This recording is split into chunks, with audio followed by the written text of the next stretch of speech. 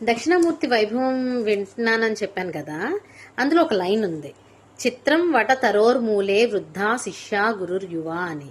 వృద్ధా శిష్య గురుర్యువ అంటే దక్షిణామూర్తి ఒక ఫోటో గాని ఏదన్నా విగ్రహం గాని చూసినట్టయితే కిందనందరూ శిష్యులు కూర్చుంటారు, పైన కూర్చొని కాలు మీద కాలు వేసుకొని కూర్చునేది దక్షిణామూర్తి.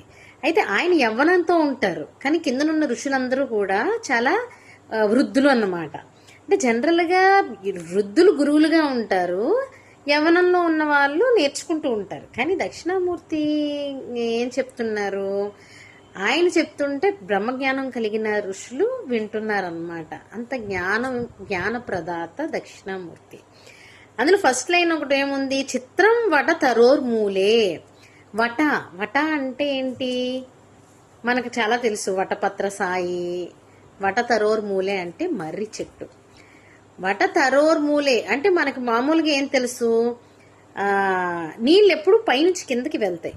మనం తాగినా, మన నవరంధ్రాల్లోంచి బయటకు వెళ్ళినా, లేదా ఎక్కడైనా సరే నీళ్లు అన్నవి పైనుంచి కిందకి వెళ్తుంటాయి. కానీ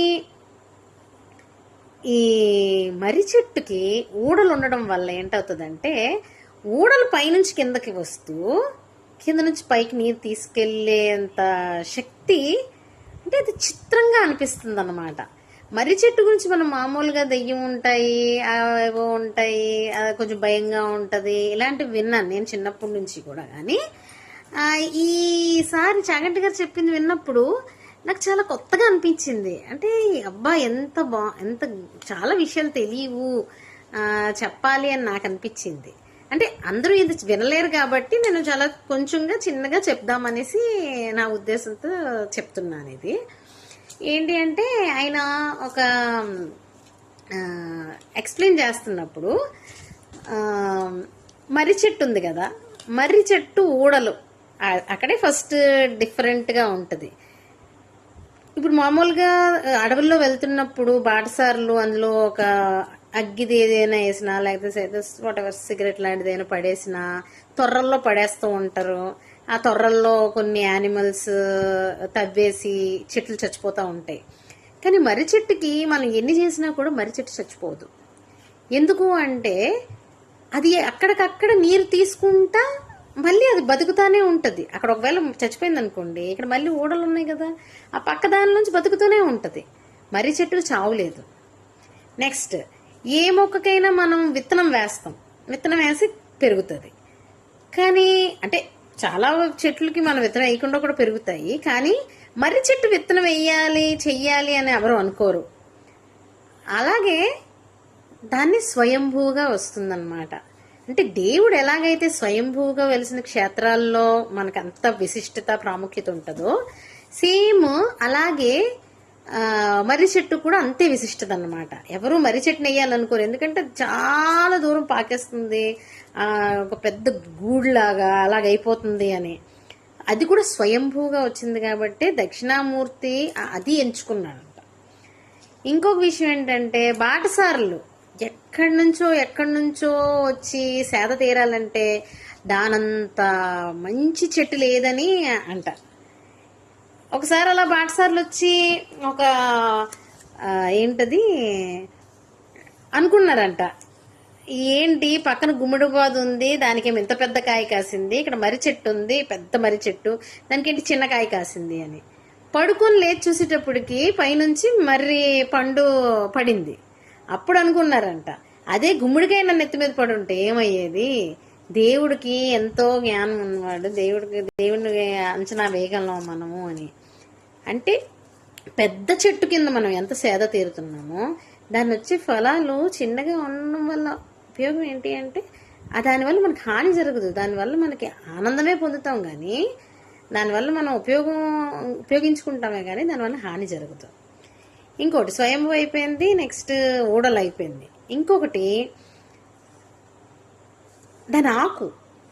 మామూలుగా మనం చాలా ఆకులు చూస్తాం, ఆ ఆకులన్నీ కూడా చాలా మృదువుగా లేదా గరుకుగా సూదిగా ఇలా డిఫరెంట్ ఆకులు చూస్తాం.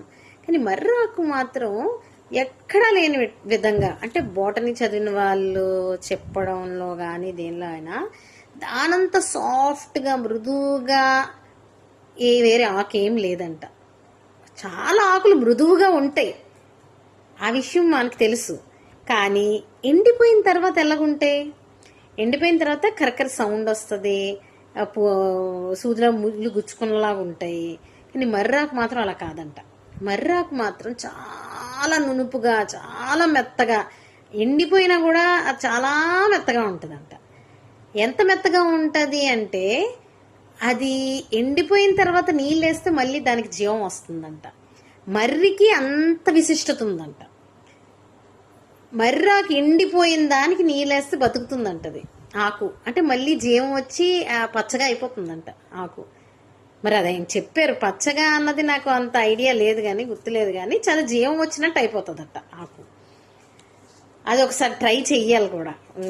నాకు అది చెప్పిన తర్వాత, విన్న తర్వాత నాకు అనిపించింది ట్రై చేయాలి అని. నెక్స్ట్ మర్రి పాలు. జనరల్గా ఇది నాకు తెలియని కూడా తెలీదు, మర్రికి పాలు వస్తాయి, ఇది వస్తాయి అని నాకు ఐడియా లేదు. మర్రి పాలు ఎవ్వరు వాడరంట. దానికి కూడా కథ ఏం చెప్పారు, శ్రీరామచంద్రమూర్తి దశరథ మహారాజు యొక్క మాట జవదాటకుండా ధర్మం కోసం ఎలాగైతే వనవాసాలకు వెళ్ళాలనుకున్నారో అప్పుడు లక్ష్మణ్ని అడిగారంట, నువ్వు వెళ్ళి మర్రిపాలు తీసుకురా అని. లక్ష్మణ్ చాలా బాధపడ్డాడంట, అన్న ఏంటిది నువ్వు మర్రిపాలు తీసుకురమ్మండవు ఏంటి అని. మర్రి పాలు అన్నవి ఎప్పుడు వాడతారు అంటే జీవితం అంతా వైరాగ్యం వచ్చేసి, ఇంకెవ్వరి మీద ఇష్టం లేకుండా, ఇంకా ఇంకా ఎలా అంటే బంధాలు బాంధవ్యాలు ఏమీ లేవు, మాకు దేవుడు ఇలా అనుకున్న వాళ్ళు మర్రిపాలు వాడతారంట. ఎందుకు అంటే ఆ మర్రిపాలు చాలా బంకగా ఉంటాయంట. ఎంత బంకగా ఉంటాయంటే ఈ జుట్టు మీద మర్రిపాలు వేయంగానే ఇంక ఇక్కడ పెరగడం తరగడం ఏమి ఉండదు, అంతా జడలు కట్టేసి ఇలాగ అయిపోయి. సో మనం శ్రీరామచంద్రమూర్తిని చూస్తే అది అంతా జడలు కట్టేసి ఇలా ఉంటుంది చూసారా, అది మర్రిపాల వల్ల అలాగ అవుతుందంట. అది పోవాలి అంటే గుండు చేయించుకోవడం అలా తప్ప మామూలుగా ఆ జడలు కట్టిందని విప్పలేమంట. సో ఇన్ని మర్రి చెట్టుకి చాలా ఇవి ఉన్నాయంట, ఏంటంటే విశిష్టతలు. చిత్రంగా ఉంటుందంట మర్రి చెట్టు. ఇది తెలిసింది, ఇది విన్న తర్వాత నాకు చాలా కొత్త నేర్చుకున్నాను అని అనిపించింది. నేను అది దగ్గర ఒక 3 గంటలు విన్నాను, మీకు ఒక 8 నిమిషాలు చెప్పాను. Thanks for listening.